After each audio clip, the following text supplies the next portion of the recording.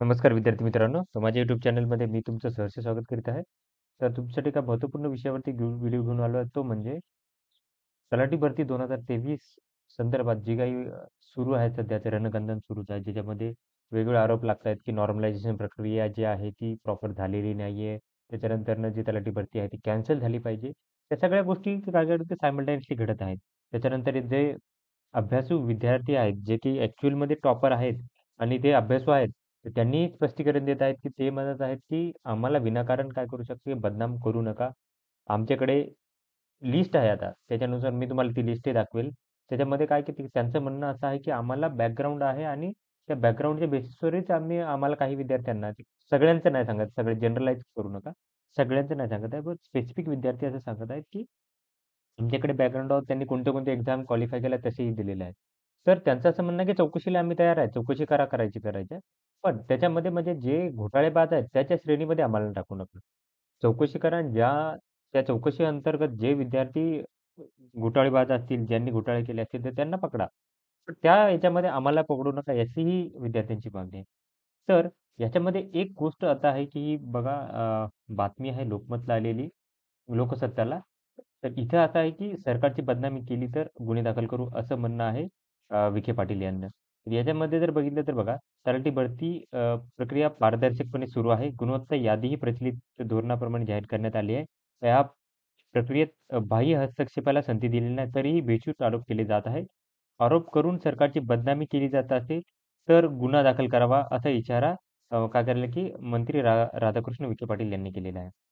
त्याच्यामध्ये बघा, विरोधी पक्षनेते विजय वडेट्टीवार यांनी काय केलं, की तलाठी भरतीसाठी एस-आय-टी नियुक्तीची मागणी करावी असं त्यांचं म्हणणं होतं. तर त्याच्यामध्ये हे आहोत विखे पाटील असं म्हणतायत, की चौकशीसाठी आम्ही तयार आहोत, परंतु भरती प्रक्रिया रद्द होणार नाही, असेही त्यांनी सांगितले.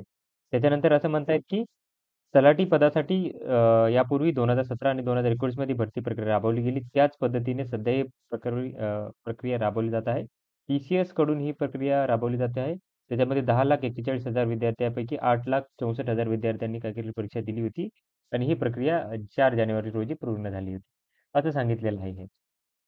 तर त्याच्यामध्ये अजून हे आहेत बघा, की सरकारने तपासात पुढाकार घ्यावा असं म्हणणं आहे. तलाठी भरती प्रक्रियेत गैरव्यवहार झाल्याचे पुरावे सादर करावेत. पुरावे योग्य असल्यास चौकशी करू आणि परीक्षा रद्द करू अशी भूमिका उपमुख्यमंत्री देवेंद्र फडणवीस यांनी घेतली होती. मात्र आरोप होत असतानाच शासन स्वतः दखल घेऊन प्रकरणाची चौकशी का करत नाही? आणि परीक्षा देणार विद्यार्थी पुरावे कुठून देणार? असा प्रश्नही काय केले, की समन्वय समितीचे जे आहेत, स्पर्धा परीक्षा समन्वयचे समन्वयक राहुल कवटेकर यांनी उपस्थित केला होता. तसेच परीक्षा घेणाऱ्या कंपनीकडे सर्व केंद्राचे सीसीटीव्ही फुटेज आहेत, त्यातून तपास करावा, अशीही त्यांनी काय केली, की मागणी केलेली आहे. त्याच्यानंतर सुप्रिया सुळे असं म्हणतायत, की नुकत्याच झालेल्या तलाठी भरती प्रक्रियेत गैरव्यवहार झाल्याचे दिसून आहे. या परीक्षेचे खूपच शुल्क आकारले जात आहे. या प्रकरणी चौकशी करून दोषीवर कठोर कारवाई करावी अशी मागणी त्यांनी केलेली आहे. तर याच्यामध्ये एवढंच आहे बघा, असं म्हणणं आहे माझं तर पर्सनल मत आहे, की ज्यांनी खरंच घोटाळे केले आहेत, ज्यांनी काय केलंय, की गैरप्रकार केला तर त्यांना पकडलं जावं. त्यांच्याकडे सीसीटीव्हीज आहे. सरकारकडे सगळ्या गोष्टी आहेत. टी-सी-एस कडून त्यांनी घ्याव्या आणि ही जी गोष्ट आहे ती लवकरात लवकर पार पाडावी.